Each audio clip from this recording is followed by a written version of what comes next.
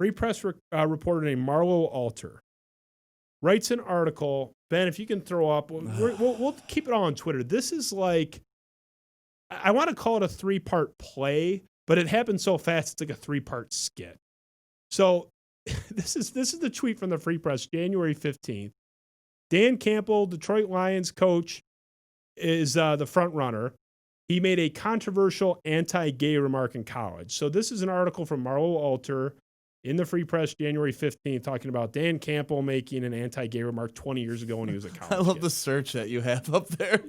Yeah. Well, I'm not even going to repeat that for our 60% audio audience. So the Free Press puts this out there January 15th. It's like, not even an hour later. They're already responding. People go into this reporter's tweet history. I don't even know who thought to look if someone was just new. The internet. I know. The internet knows. It happened so fast. Yeah, it's the internet, man. I know, but the speed of it, somebody had to have known that guy, and known that he said that shit. Who would even think to look? Hopefully it's Dan Campbell's PR team. That would be pretty you know funny. what? Fuck this guy. But they throw this out there. So the news is out there that Dan Campbell's the guy and whatever. So immediately transition to not even 2 hours later, they have to address these people that are now calling out the Marlowe Alter. Ben, if you can throw that up there, if you have it. I don't know. There we go. Quote, also January 15th, not even 2 hours later. We are aware of and investigating reports of inappropriate tweets by a member of our staff.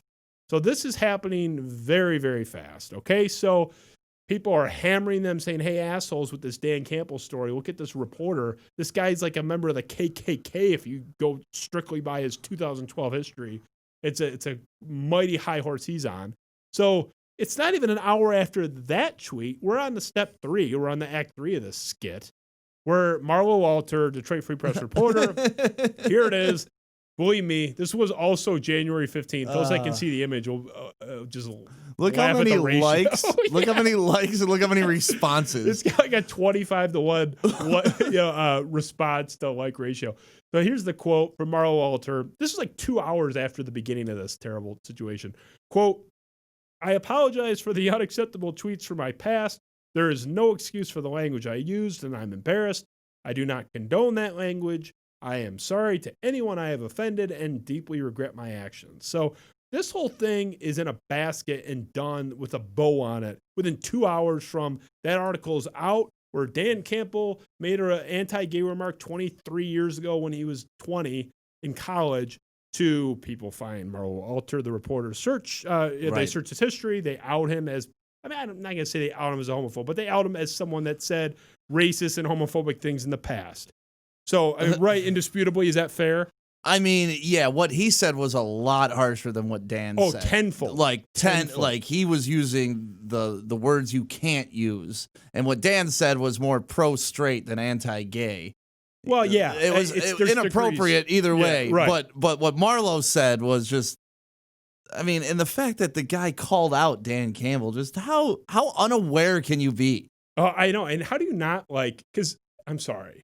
Everyone that uses that type of language or used it prior is not suffering amnesia. You know that you spoke like that before. If I'm writing an article that is likely to gain traction on at least a regional scale, if not a national scale, there's no way, if that stuff's in my history, I'm not auditing myself and going through and cleaning that up. I mean, he really should have done it a long time ago anyway. Here's the thing, you can't. You talked about this on your show. I did. Is that true? It's 100% true. You can't delete your tweets? You can delete it from your profile, yeah, but you can't delete it from history. Can we not teach people how to do that? Because I'll be what is it, 9:30? I'll be canceled by 10. No, you will not find N-words and, And that's the thing. I mean, F-word. You might find other stuff. Dude, the way people have grown up and these, not that we're old men sitting here, we've grown up with Twitter and social media and all that, MySpace, and we grew up in that era. But these kids have put every thought that they've had out since they were 15 years old. I was the dumbest kid alive when I was 15 years old. Yep, stuff that was coming out of my mouth, is nothing to do with the man I am today. But it's now that it's on document, people can screenshot it. And I just couldn't believe that guy had the audacity to put that article out. And then Free Press has the article up to this day. I saw it up today. Like, pull it down. Well, this is my next point. Let's say Marlowe Alter was a monk. He was a saint. He's never said a bad thing in the world. And he didn't have this sort of hypocritical angle of this story. Okay. And he writes it anyway. What do you make of that? Do you think it's a kosher article if he is clean? Because I don't like it. No, who does? I mean, this whole the cancel culture is like, that's what they want. They want to get you and they want to tear you down. And when it's used correctly, it's so appropriate. Like, look at the GM that got let go today. Like, he got let go immediately because of all the text messages and stuff that came out that he was doing inappropriate. That's a good version of, we found out about this, public outcry, get this guy out of here. But as far as this story goes, to me, it's a non-story. It got clicks for the Free Press. They got their money off of their Google ads or whatever they're running through, and there you go. But Marlowe, I don't have much to say to Marlowe. Well, let me ask you, because you've worked in a different medium, but you have an extensive media background, and you've been, I don't know, operations manager at any point, but you've run stations. Program director. Director. So you've been the boss. Yes. And you're the boss now. But if you're, one of them. If you're in that situation, you're the Free Press editor-in-chief, managing editor, whatever. Do you fire Marlowe Alter? Yes. You do fire him. You have to. Why? Because it was 2012. He was probably 15. I don't care. He represents your brand. Yeah. And what this does, this hurt your brand. It hurts your credibility. It hurts anything that comes out. And that's really what it's about when you're a boss at that level, is protecting your brand. Especially as a news organization, you got to protect your integrity. And if you don't have integrity, no one's going to read your shit anyways.